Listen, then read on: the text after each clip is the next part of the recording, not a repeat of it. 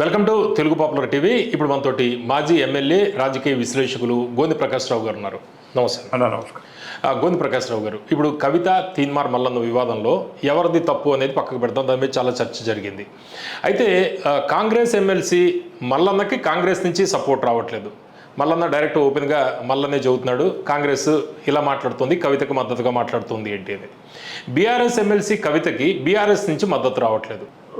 మల్లన్నను కాంగ్రెస్ నుంచి సస్పెండ్ చేసింది కదా, ఎక్స్పెల్ మాత్రం చేయలేదు ఇప్పటి వరకు. షోకాస్ నోటీస్ ఇచ్చిండ్రు, దానికి ప్రాపర్ టైంలో ఆన్సర్ ఇవ్వకపోతే సస్పెండ్ చేశారు. అవును, నాకు తెలిసినంత వరకు ఆయన ఇప్పటికీ వరకు బహిష్కరణ అయితే చేయలేదు. జనరల్గా ఏమవుతుందంటే షోకాస్ నోటీస్, దెన్ ఆన్సర్ ఇవ్వకపోతే సస్పెండ్. పార్టీ బైలాస్ ప్రకారం, పార్టీ బైలాస్ ఎలక్షన్ కమిషన్లో రిజిస్టర్ అవుతుంది, టైం బాండ్ వాళ్ళకి ఎక్స్పెల్ చేస్తారు 6 years అని. దాన్ని రివోక్ కూడా చేయొచ్చు, వేరే సంగతి. ఎక్స్పెల్ చేసిన వాళ్ళు మళ్ళీ సస్పెన్షన్ చేసిన తర్వాత ఎన్ని రోజులకి ఇది ఎక్స్పెల్ ఇలాంటి ఉంటుంది? 4 weeks ఉంటుంది. 4 weeks అనుకుంటా. అయితే బైలాస్ అనుకుంటున్నా 4 weeks మినిమం ఉంటుంది. బట్ ఎక్స్పెల్ అయితే చేయలేదు. ఏది ఏమైనా ఇప్పుడు ఆయన కాంగ్రెస్ సభ్యుడు కానే కాదు. అటువంటిప్పుడు కాంగ్రెస్ సపోర్ట్ చేసిందా చేయలేదా అనేది, అది వాదన మనం చేయడం అనేది అది ఆ పార్టీ ఇష్టం. కవిత గారికి ఏదైతుందో, ఆమె పార్టీ సభ్యురాలుగా ఉండి council member, legislative party member కిందనే కౌంటారు, పార్టీ సభ్యురాలే. పార్టీకి ఆమెకి ఇప్పటివరకు షోకాజ్ నోటీస్ కానీ సస్పెండ్ ఎటువంటి సంజాయిష్ ఇవ్వాల. కానీ ఆమె జాగృతి పేరు మీద ఏదైతుందో ఓన్గా యాక్టివిటీస్ తీసుకుంటుంది. దానికి వాళ్ళు ఇప్పటివరకు అభ్యంతరం పెట్టలేదు. న్యాయపరంగా చూసేది ఉంటే ఇప్పుడు ఏదైతే ఈ బీసీ దానికి ఆర్డినెన్స్ దాని మీద ఈమె నా విజయం ఏదైతుందో అని సంతోషం, కమ్మమ్మ గులాలా ఏం చేసింది అనేది వేరే సంగతి. బట్ బీఆర్ఎస్ ఏదైతుందో అసలు బీసీ రిజర్వేషన్కు అనుకూలత ఉంది, కానీ ఇదంతా నాటకం చేస్తుంది. ఆల్రెడీ ఫిబ్రవరిలో బిల్ చేసింది, ఇక్కడ గవర్నర్ పంపింది. గవర్నర్ ఒక 2 నెలలు పెండింగ్ పెట్టుకొని ప్రెసిడెంట్ పంపిండు. దాదాపు ఫిబ్రవరి నుంచి అంటే ఇప్పటి వరకు 6 నెలలు అయింది. ఇక్కడ ఒక 2 నెలలు, అక్కడ ఒక 3 నెలలు అయింది. లేకుంటే మళ్ళీ ఒక ఆర్డినెన్స్ తేవడం ఏంటి? ఇదంతా ఒక నాటకం అనేది వాళ్ళు. రిజర్వేషన్కి వ్యతిరేకం అంటే అనడం లేదు, బట్ ఇది సాధ్యం కాదు. ఎప్పటి వరకు అయితే రాజ్యాంగ సవరణ తేమో అప్పటి వరకు ఇది కాదు. ఇది తూతూ మంత్రం ఏదైతుందో ఇది జస్ట్ డ్రామా అన్నట్టుగా వాళ్ళు అంటున్నారు. కనుక ఈమె ఏదైతుందో సంబరాలు చేసుకుంటే, ఇది నా విజయం సంబరాలు చేసుకుంటే కవిత గారిని వాళ్ళు ఎట్లా సపోర్ట్ చేస్తారు? చేసే క్వశ్చన్ లేదు. కవిత ఇండివిజువల్, ఆమె నిర్ణయం, ఆమె జాగృతి పేరు మీదనే ఏదో ధర్నాలు చేసో, మీటింగ్లో ప్రెస్ కాన్ఫరెన్స్ చేసో ఢిల్లీ పోవడం, ఇది నా విజయం, నా పోరాటం అంటున్నది. ఎక్కడ బీఆర్ఎస్ కండువాలు కనిపించట్లేదు, బీఆర్ఎస్ నాయకులు కూడా కనిపించట్లేదు. కండువా అనేది ఊత పదం అండి. కండువా కదా, కండువా అనేది ఇచ్చిపెట్టండి. కండువా కప్పుకున్నా కప్పుకోకున్నా, కండువా పదం అనేది టీఆర్ఎస్ వచ్చిన తర్వాత వచ్చింది. కండువా కప్పుకుంటేనే ఆ పార్టీ, లేకపోతే ఇప్పుడు కాంగ్రెస్ కలరే ఉంటుంది, నేషనల్ ఫ్లాగ్ కూడా కాంగ్రెస్ అనుకుంటారు కదా, నేషనల్ ఫ్లాగ్ కదా జనరల్గా ఇచ్చుకుంటారు. తో కండువా కావు. ఆమె సభ్యురాలు కౌన్సిల్లో, లెజిస్లేటివ్ పార్టీ ఏదైతుందో వాళ్ళ టీఆర్ఎస్ లెజిస్లేటివ్ పార్టీలో మెంబరు, మంత్లీ వాళ్ళు కొంత ఏదైతుందో వాళ్ళ సాలరీ లెక్కలు ఏదైతుందో ఆటోమేటిక్గా ఆ పార్టీకి ఫండ్ కడతారు. ఆమె పార్టీ సభ్యురాలు. ఎవరు ఒప్పుకున్నా ఒప్పుకోకున్నా నా తండ్రే నాకు సుప్రీం, నాకు ఎవరితో సంబంధం లేదంటుంది. చుట్టుపక్కల అనుకుంటూ హరీష్కు నోటీసులు ఇస్తారన్నది మా కేటీఆర్ వర్కింగ్ ప్రెసిడెంట్ పిలుస్తారా అని చెప్పి కూడా స్టేట్మెంట్ ఇచ్చింది నిజామాబాద్కి. నేను రికగ్నైజ్ చేయాలన్నది మా వర్కింగ్ ప్రెసిడెంట్ అన్నది మళ్ళీ. సో వితండవాదం అనుకోండి. ఏది ఏమైనా ఏదైతుందో కవిత అది వ్యక్తిగత, ఆమె జాగృతి తరం. వ్యక్తిగత అంటే జాగృతి, దాంట్లో డిస్కషన్ అవుతుందా, కమిటీస్ ఉన్నాయా, ఏం సంగతి అనేది గాడ్ నోస్. బట్ ఏది ఏమైనా ఏదైతుందో ఆమె ఈ యొక్క బీసీ వాదం ఏదైతుందో సపోర్ట్ చేయడమా, దానికి సంతోషం వెళ్ళపుచ్చడమా తప్పేం లేదు. అప్పర్ కమ్యూనిటీ అయినంత మాత్రం ఏదైతే చేయదు. ఇప్పుడు నేను మాదిగా మాలా ఇష్యూ ఉంది. 96 నుంచి మందకృష్ణ గారి ఫస్ట్ మీటింగ్ ఆఫ్ 96 నుంచి ఇప్పటి వరకు మొన్న వరకు నేను మీటింగ్లో పోయి కూడా అడ్రస్ చేశాను. మంచి విషయం. దానికి ఏదైతుందో జన సమీకరణ కానీ ఆర్థికంగా కానీ మొన్న దాని డబ్బులు అయితే దాదాపు ఒక నాకు ఆర్టీసీకును డబ్బులకు ఇచ్చిన అడ్వాన్స్ ఒక నాకు 50,000 వేస్ట్ అయిపోయింది. డబ్బులకు మేము లేడీస్ డబ్బులను హుజరాబాద్లో ఇచ్చిన వాళ్ళకు అడ్వాన్స్ ఇచ్చేసినాం, ఇండివిజువల్ కూడా ఇచ్చేసారు. తో వేస్ట్ అయిపోయినాయి. కొంతనే పర్సంటేజ్ కట్ అయితే బస్సులు కూడా బుక్ చేశాను అనుకోకుండా. బిఫోర్ ఆఫ్ ఈ ప్రదర్శన కంటే ముందే అసెంబ్లీలో బిల్ పెట్టేసిండు. తర్వాత అది పోస్ట్పోన్ అయిపోయింది. సో అలాగే వెంకటస్వామి గారి నాయకత్వంలో ఆ రోజు ఆయన ఏం లేకుండే 83 తర్వాత ఆయనకు ఇందిరాగాంధీ గారు టికెట్ ఇవ్వలేదు, జి వెంకటస్వామి గారికి రాజీవ్ గాంధీ గారు టికెట్ ఇవ్వలేదు. 89లో ఒక బీసీ ఎస్సీ యునైటెడ్ ఫ్రంట్ అని పెట్టి మాదిగా మాల 50-50 రావాలని, బీసీ ఎస్సీ యునైటెడ్ ఫ్రంట్ పెట్టి ఒక ఆఫీస్ ఆదర్శ్ నగర్ ఎమ్మెల్యే క్వార్టర్స్లో ఒకటి పెట్టి నేను అక్కడే ఉండేవాడిని. సో అతనికి నేను మద్దతుదారుగా అప్పటికి ఎంపీ కాల 89 పెద్దపల్లి అంతా 3 సిద్దిపేట అయ్యాడు. 2 సార్లు టికెట్ దొరకల. 83 జూన్లో భయ ఎన్నికల పెద్దపల్లి అడిగినా 84 ఇందిరాగాంధీ, రాజీవ్ గాంధీ గారు 84 ఇవ్వర.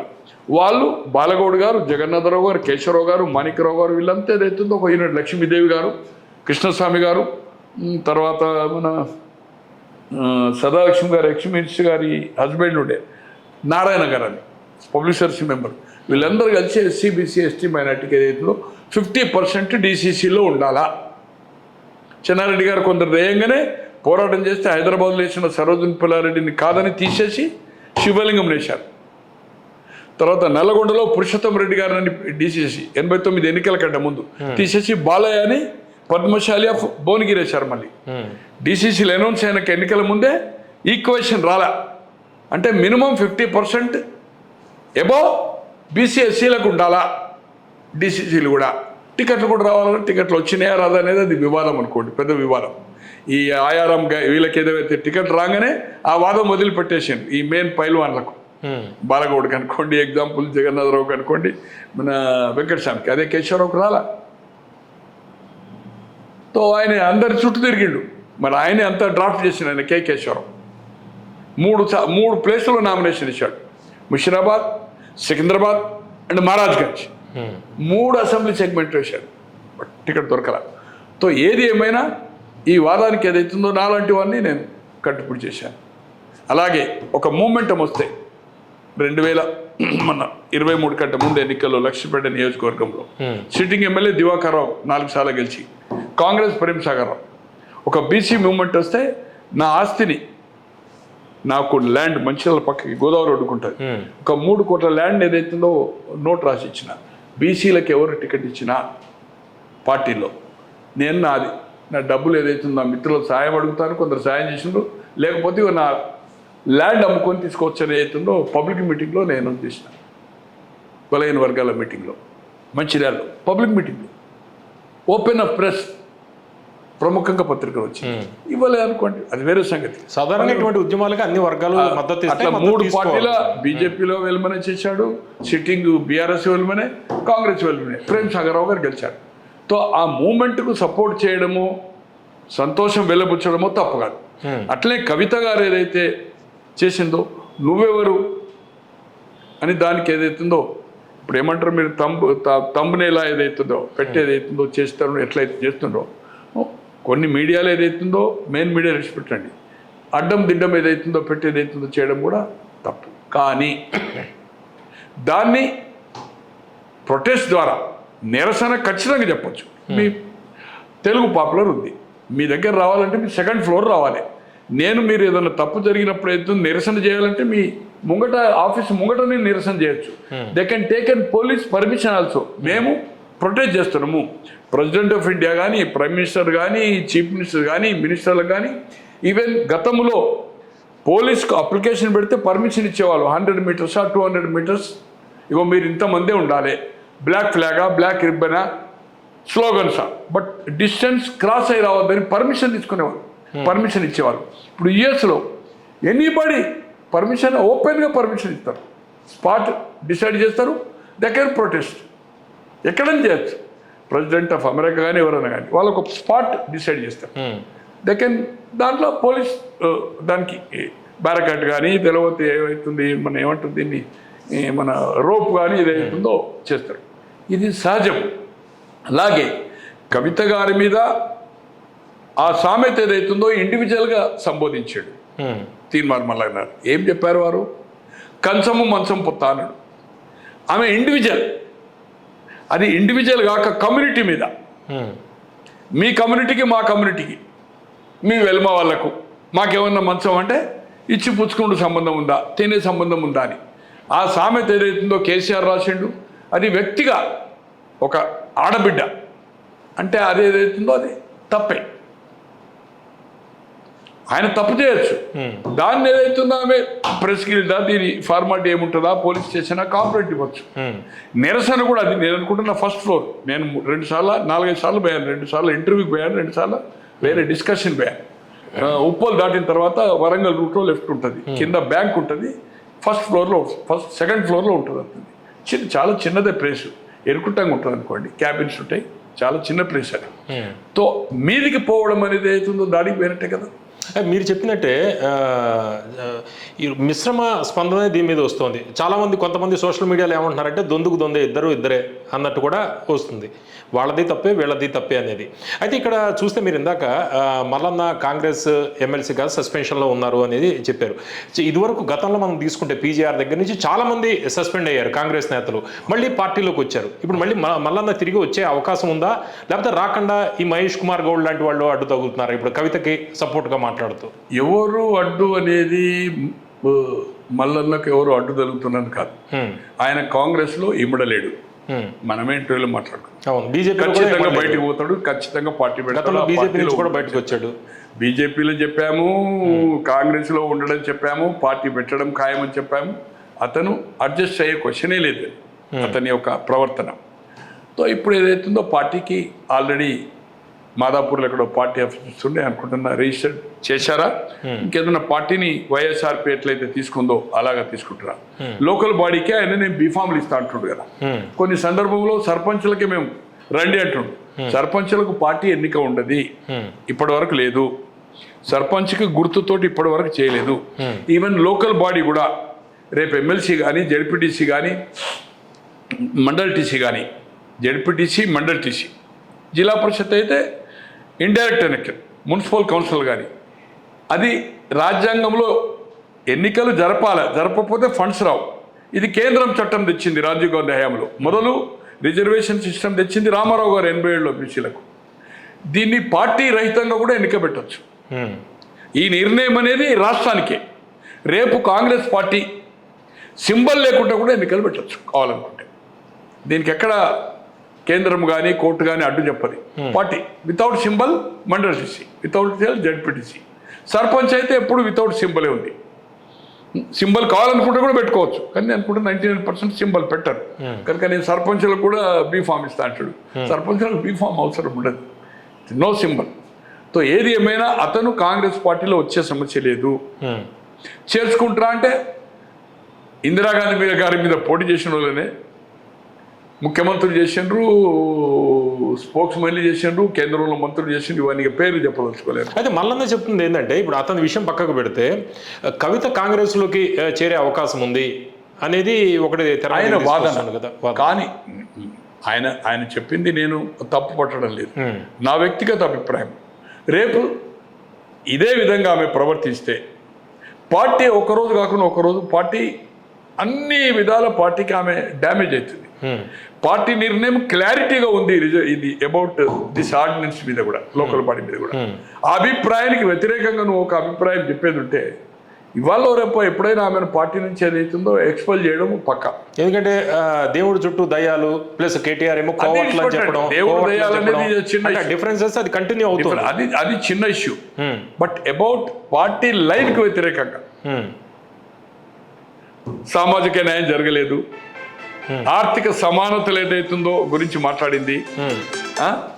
ఇవన్నీ ఏదైతుందో మరి 10 ఏళ్ళు నువ్వే పరిపాలించినావు కదా. అంటే నీ పార్టీనే, నీ తండ్రి చేసిన పార్టీనే ప్రాంతీయ పార్టీ, నీ తండ్రి దానికి ప్రెసిడెంట్. ఒకవైపేమో మీరే ఆల్ ఇండియా దేశ్కి అప్కా సర్కార్, కిసాన్ సర్కార్, ప్రధాని దేశ్కి నేత అన్నారు. నీవు కూడా జాగృతిని ఎంటైర్ కంట్రీ అని చెప్పినావు, భారత జాగృతి. ఇప్పుడేమో మళ్ళా తెలంగాణ తెలంగాణ తెలంగాణ అని మాట్లాడుతున్నాం. అంటే మీకు ఓట్లు కావాలంటేనేమో సెంటిమెంటు. మీరు పోయేమో మహారాష్ట్రలో ఎట్లా నిలుస్తానో మనకు అడ్డంకి ఎట్లా మారిందో చూసినాం.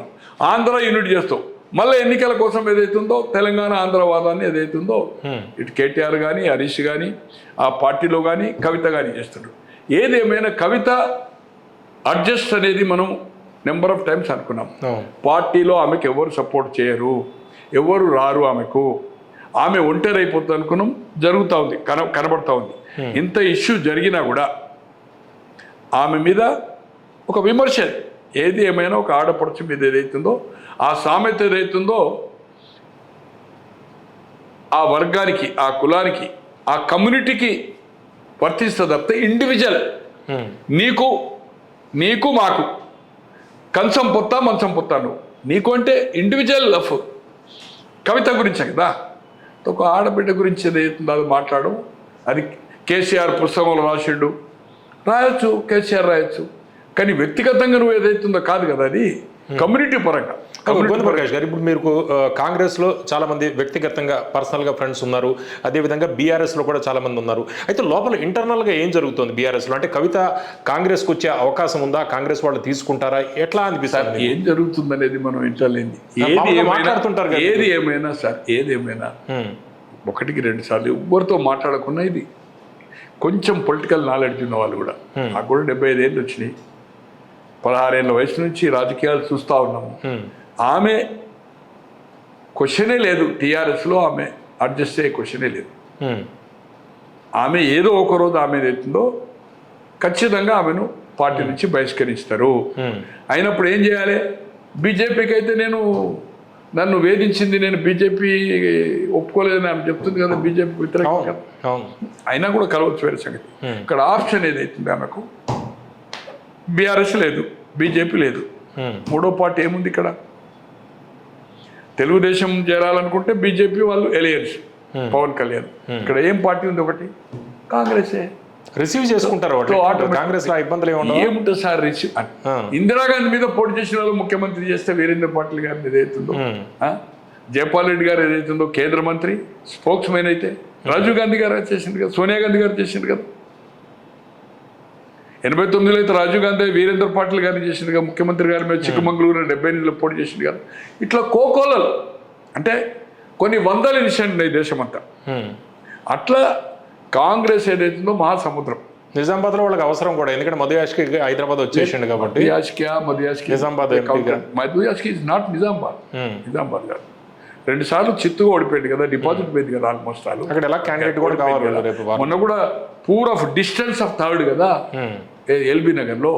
నేనేదో ఇక్కడ కష్టకాలంలో కాంగ్రెస్ పార్టీ ఎవరు లేదు, ఇక్కడ వీక్ అవుతుందని నేను పోటీ చేస్తా అన్నా. అక్కడ నీకు దిక్కు లెక్కనే కదా, 2 సార్లు డిపాజిట్ పోతున్నాయి కదా. ఇక్కడికి వచ్చింది ఎందుకు వచ్చినావు ఎల్బీ నగర్కు? నువ్వు అంతకుముందు తెలుగుదేశంలో కూడా అడిగింది ఎల్బీ నగర్ అడిగాడు అతను. రాజకీయాల్లో తెలుగుదేశం పార్టీలో చాలా సన్నిహితంగా ఉండే దేవేందర్ గౌడ్ గారితో, ఆయన ఉన్న ఇల్లు కూడా దేవేందర్ గౌడ్ గారితో కొన్నాడు. తెలుగుదేశం నాయకులతో సన్నిహితంగా ఉండే. యూత్ కాంగ్రెస్ ఉండొచ్చు, అది కాలేజీ లెవెల్. బట్ నువ్వు తెలుగుదేశంలో ఎదగాలనుకున్నావు. ఆయన హయత్ నగర్ అనేది మెయిన్ ఎల్బీ నగర్ కిందనే వస్తుందండి. ఎల్బీ నగర్లో పూర్తర్డ్ అయిపోయాడు కదా, ఆయనది కౌంటే కాదు. ఏదేమైనా కవితను కాంగ్రెస్లో చేర్చుకుంటానికి నేను అనుకోను కదా అంటే ఎవరు అభ్యంతరం ఉండదు. ఆమెమి కాంగ్రెస్ను తిట్టిపోయలేదు. ఇప్పుడు షర్మిలి గారు ఉన్నారు ఎగ్జాంపుల్, వాళ్ళ టార్గెట్ బీజేపీ చేసి కాంగ్రెస్ పార్టీని ప్రెసిడెంటే చేసింది కదన్నా. తిడుతుంది బీజేపీ కాబట్టి ఆమె మొత్తం రాష్ట్రం అంతా 2 ఎన్నికల్లో 2014, 2019లో దుమ్ము లేపింది కదా కాంగ్రెస్ని కదా. ఈమె విలన్ బీజేపీ కదా, ఎలాగా కాంగ్రెస్ కూడా అదే.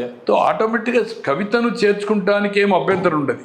ఆ చేర్చుకుంటానికి నిన్న పొన్నం ప్రభాకరో మహేష్ గౌడ్ గారు ఆ స్టేట్మెంట్ అనుకూలంగా ఉన్నదని కొన్ని వార్తలు వస్తే కాదు, ఉన్న వాస్తవాన్ని చెప్పిండ్రు. ఆమె అక్కడి దాడి తప్పే. ఆమెను ఒక ఆడ అమ్మాయిని ఏదైతుందో ఆ పోల్చడం, ఆ సామెత చెప్పడం ఏదైతుందో ఇండివిజువల్గా సామెత చెప్పడం తప్పే అని చెప్పారు. 2 తప్పని చెప్పారు. దాంట్లో ఏమి వాళ్ళు మల్లన్న గారిని విమర్శించి కవిత గారిని సపోర్ట్ చేయలేదు. 2 ఆస్పెక్ట్ నా వ్యక్తిగత అభిప్రాయం కూడా, కవిత గారు ఏదైతుందో నిరసన చేయడానికి డెఫినెట్గా నిరసన చేయొచ్చు. కెన్ ఇన్ఫార్మ్ పోలీస్ ఆల్సో, పోతే అక్కడ నిరసన చేయొచ్చు. బట్ వాళ్ళ 2nd ఫ్లోర్కి పోవడం అంటే ఉద్దేశం అంటే కాదు కదా, కింద నిరసన చేయి. మీదికి ఎవరు పోకుండా కావాలంటే షట్టర్ వేసేసాయి. కానీ నువ్వు ఏదైతుందో పైకి పోయినావంటే ఖచ్చితంగా ఏదైతుందో అది తప్పే కదా. ఓకే, అతను దాన్ని ఇంకా సమర్థించుకుంటూ కేసీఆర్ నీ అయ్య రాసింది చూసుకో, నీ అయ్యని అడుగు, ఇది తప్పు కదా. ఆ సామెత ఏదైతుందో కమ్యూనిటీ పరంగా అంటే, ఇప్పుడు సపోజ్ ఒక రజకుడు ఉన్నాడు, నేను వెల్మ, అరే మీకు మాకేందా మంచం అంటే మాకేమన్నారు సంబంధమా అని. లవ్ డిఫరెంట్, ఏం సంబంధం అనేది. ఆ సామెత ఉండొచ్చు, ఆ సామెత ఎక్కడ వాడుకలు లేదు. నిన్నటిదానికి ఆ సామెత అనేది ఎవరికి గుర్తే లేదు. నేను పల్లెటూరు నుంచి వచ్చిన వాడిని, ఆ సామెత ఎప్పుడు వినలే. కంచమ్మ నిన్నం కానీ మంచం పొత్త కంచం పొత్త అనేది జనరల్గా మాట్లాడుకోరు. కొంచెం కవి హృదయం ఉన్నోళ్ళు, కొంచెం educated, more than 10th 11th ఉన్నోళ్ళు ఎవరన్నా మాండలికంగా మాట్లాడొచ్చు. కానీ చదువు రాని వాళ్ళకు మంచం పొత్త అనేది ఏదైతుందో జనరల్గా ఏదైతుండదు, మంచం పదం అనేది జనరల్గా ఇది ఫస్ట్ టైం. ఏది ఏమైనా ఖచ్చితంగా ఇద్దరిది తప్పే. ఇంకోటి, ఇద్దరు గ్రాడ్యుయేట్స్, గ్రాడ్యుయేట్ కాన్స్టిట్యూన్సీ వాడు 1వ తరగతి చదివినా పోటీ చేయొచ్చు. గ్రాడ్యుయేట్ కావాల్సిన అవసరం లేదు, ఓటర్ మాత్రమే graduate. But is a graduate. ఎవరు? మల్లన్న గారు. కవిత గారు గ్రాడ్యుయేటే కాదు, ఎంఎస్ కూడా చేసింది. అసలు కౌన్సిల్ చైర్మన్కి సంబంధం ఏంటండి? ఎట్లా డిస్క్వాలిఫై చేస్తారండి? అసలు డిస్క్వాలిఫై చేసేది ఏమి ఆ చేతిలో పవరే లేదు. అంటే ఇద్దరు కౌన్సిల్ చైర్మన్, ఇద్దరు ఈమె పోయిందని ఆయన పోయిందని ఈమె పోయాడు. అరే నవ్వుకుంటారండి. ఇద్దరు ఎడ్యుకేటెడ్. మీరు కౌన్సిల్ అనేది అప్పర్ హౌస్, ప్రోటోకాల్గా ఎమ్మెల్యే కంటే మోర్ దాన్ ఎమ్మెల్సీ. అటువంటిది కౌన్సిల్కి ఎటువంటి పవర్ ఉంటుంది? Council chairman with in the house only.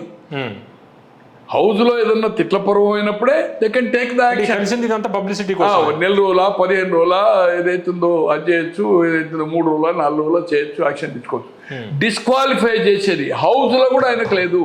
హౌస్లో అగెనిస్ట్ ఓటేసినప్పుడే, ఆ పార్టీ వాళ్ళు కాంప్లైంట్ ఇచ్చినప్పుడే డిస్క్వాలిఫై చేయొచ్చు. అంటే ఈ కలిసిందంతా పబ్లిసిటీ కోసమే, ఓన్లీ పబ్లిసిటీ. అసలు ఆయనకేంటి? ఆయన ఏమి లేదు. ఈవెన్ కౌన్సిల్ చైర్మన్ కానీ, గవర్నర్స్ కానీ, స్పీకర్స్ కానీ ఏది ఇచ్చినా వాళ్ళ మెంబర్ ఇచ్చినప్పుడు పిటిషన్ తీసుకుంటారు. కానీ న్యాయంగా చూసినప్పుడు ఏదైతుందో, రాజకీయాలు మాట్లాడుతూ ఉన్నాడు సుఖేందర్ రెడ్డి గారు. రాజకీయ మీటింగ్లో ఓపెన్ కూర్చుంటా ఉన్నాడు. కౌన్సిల్ చైర్మన్ కానంటే స్పీకర్ అంటే జ్యుడిషియరీ. జనరల్గా పోదు, వాళ్ళ నియోజకవర్గాలు తప్పితే పోదు. అటువంటిది ఈరోజు వాళ్ళు ఇచ్చినప్పుడే నాకేం సంబంధం అండి ఇది? నేనేలా డిస్క్వాలిఫై చేస్తా, నేనేలా యాక్షన్ తీసుకుంటా అనేది ఆయన చెప్పాలి కదా. మీరు ఇచ్చిండ్రు, నేను తీసుకుంటా, నో అనను. కానీ నా చేతిలో ఏముండదు. మీరిద్దరూ తిట్టుకున్నది నాకు హౌస్కి సంబంధం లేదు. ఈవెన్ యాక్షన్ తీసుకోలేను, డిస్క్వాలిఫై చేయలేను. ఈవెన్ ఒక లెటర్ మీరు ఇట్లా మాట్లాడారని కూడా నేను నా ఆఫీస్ నుంచి క్లారిఫికేషన్ అడిగే ఇది కూడా లేదు. అటువంటిది ఏదైతుందో ఇదంతా ఒక డ్రామాలకు ఏదైతుందో ఓన్లీ మరి పబ్లిసిటీ స్టంట్ తప్పితే ఏం లేదు. పత్రికలో రావడానికి, ఆ ఇంటికి పోవడము, ఆ విజువల్స్, అదొక 1 గంట 2 గంటలు నడపడానికి ఏదైతుందో తప్పితే, కార్ల ర్యాలీ తప్పితే ఏదైతుందో అసలు సంబంధం లేదు. చదువుకున్న వాళ్ళిద్దరు కౌన్సిల్లో అప్పర్ హౌస్లో ఉన్నారు. ఇటువంటి ఏదైతుందో పిల్ల చేష్టలు చేయొద్దని ఏదైతుందో, నేను నాకు ఎవరిద్దరు శత్రువులు కాదు, ఒక మిత్రుడిగా, ఒక హైతువుగా, ఇది ప్రజలను తప్పుదోవలు పట్టించేది అవుతుందో, ఎక్కడ లేని బైలాసును, రూల్స్ను నువ్వేదో పోయి అప్లికేషన్ ఇచ్చి మీకే తెలివి ఉన్నట్టుగా డిస్క్వాలిఫై చేయలేడు, యాక్షన్ తీసుకోలేడు. మీరు బయట ఏం తిట్టుకున్నారు, కొట్టుకున్నారు, ఆయనకి సంబంధం అండి? సంబంధం లేదు. ఓకే. చైర్మన్. ఓకే.